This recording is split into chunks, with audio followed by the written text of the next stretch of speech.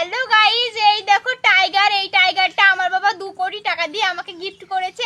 টাইগারটা তোমাদের কেমন লাগলো অবশ্যই কমেন্টে জানাবে। মামনি, টাইগারটা তো একদম সেই লাগছে, কিন্তু তোমাকে আমি একটা কথা বলে দিই, এই টাইগারটার থেকে না ভাদ্র মাসে অন্তত একটু দূরে থাকবে, নাহলে এই টাইগার কখন জনি সিনস হয়ে যাবে তুমি বুঝতেও পারবে না। समझ रहे हो समझ रहे हो आप समझ रहे हो ना।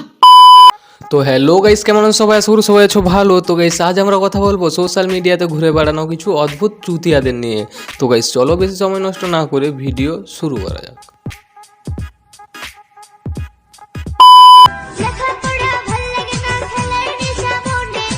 আরে মামনি, আমি তো খেলবো, তুমি চাপ নিচ্ছ কেন? আমি তো আছি নাকি। আর কি বললে, লেখাপড়া ভাল লাগে না? আরে লেখাপড়া করে কি হবে, সেই তো পরে বাসনই মাজতে হবে। তুমি এক কাজ করো, তুমি না লেখাপড়াকে ঢুকিয়ে দাও কাঁথার গাড়ে, চলো খেলবো। খেলা হবে খেলা হবে।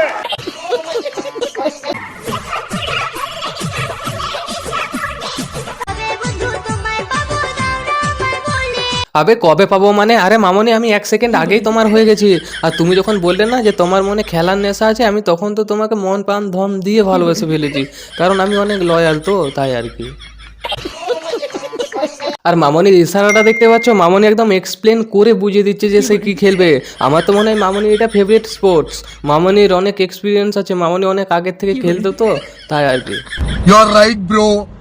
खानदान का सबसे हैंडसम दामाद है वो। হ্যান্ডসাম?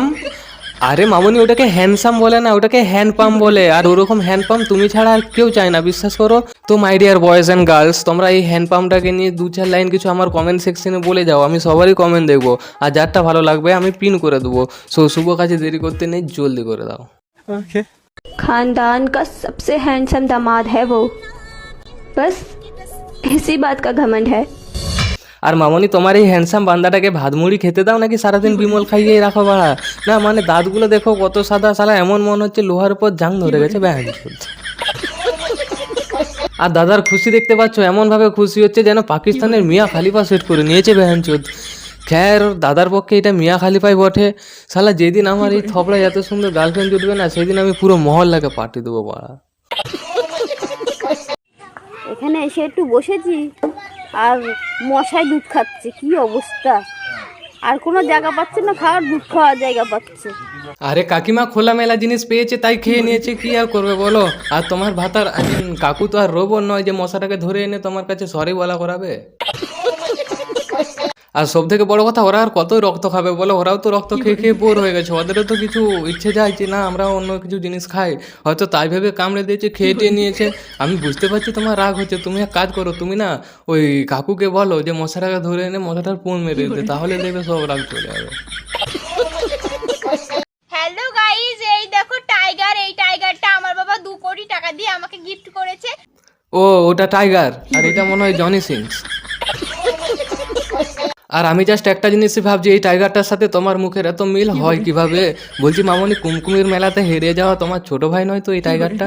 না মানে চোখ কান নাক মুখ সবই সেম ব্যাঞ্চল। হ্যালো গাইজ, এই দেখো টাইগার। এই টাইগারটা আমার বাবা 2 কোটি টাকা দিয়ে আমাকে গিফট করেছে। টাইগারটা তোমাদের কেমন লাগলো অবশ্যই কমেন্টে জানাবে। মামনি, টাইগারটা তো একদম সেই লাগছে, কিন্তু তোমাকে আমি একটা কথা বলে দিই, এই টাইগারটার থেকে না ভাদ্র মাসে অন্তত একটু দূরে থাকবে, নাহলে এই টাইগার কখন জনি সিনস হয়ে যাবে তুমি বুঝতেও পারবে না। समझ रहे हो समझ रहे हो आप समझ रहे हो ना। তো গাইস, আজকের জন্য এটুকু। যদি ভিডিওটা ভালো লাগে লাইক কমেন্ট শেয়ার সাবস্ক্রাইব করে দাও। সাবস্ক্রাইব করো यार প্লিজ, চ্যানেলে রিচ নেই একটু, সো একটু সাপোর্ট করো। আর জলদি দেখাচ্ছে নেক্সট ভিডিওতে, বাই।